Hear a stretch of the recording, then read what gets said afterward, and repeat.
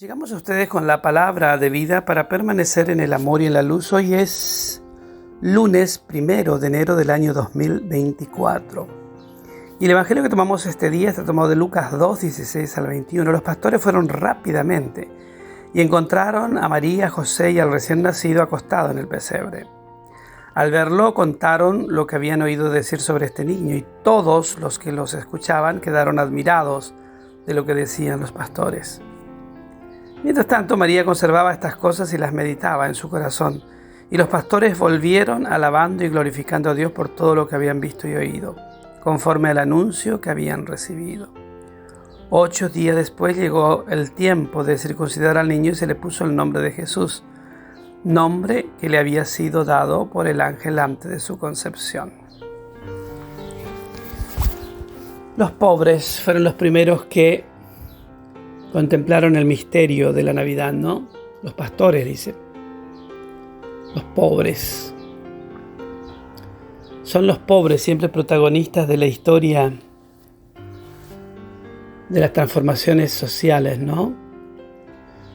Y creo que es comprensible que sea así, porque el pobre tiene en primer lugar una sensibilidad espiritual mucho más aguda que el que no necesita nada, el que está cómodo, el que tiene todo, el que tiene resuelto la vida. Ese también tiene una sensibilidad espiritual, porque no podemos ser nosotros injustos en el planteamiento humano del sentido de la fe y de la necesidad espiritual que no conoce de estamentos sociales, ¿no es cierto?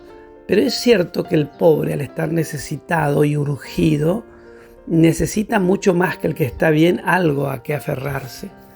¿Y a quién se aferra? A Dios. ¿A quién se aferra? A la esperanza.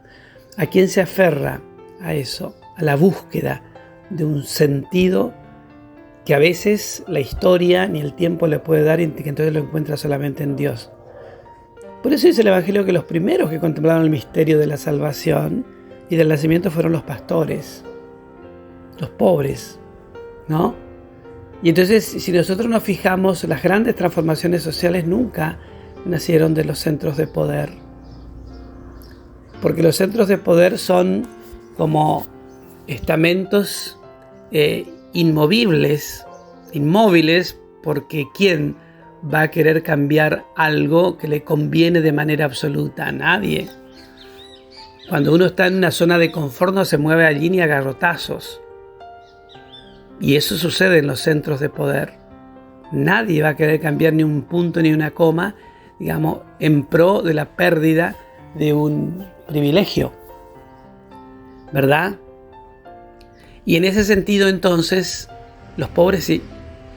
La periferia siempre ha sido la que movió la historia y la que revolucionó la historia, comenzando por Jesús, que nace excluido en un corral o en un galpón de vacas, de chivos, allí.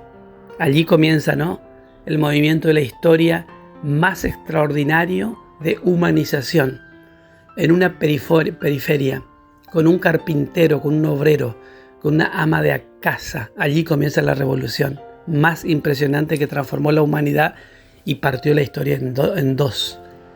¿Por qué no podemos entender, no?, que es la periferia y no el centro lo que tenemos que mirar? Que la mirada de Cristo te guarde, el amor de la Virgen Consolata te custodie y descienda sobre tu casa, tu trabajo, tu familia, su santa y divina bendición.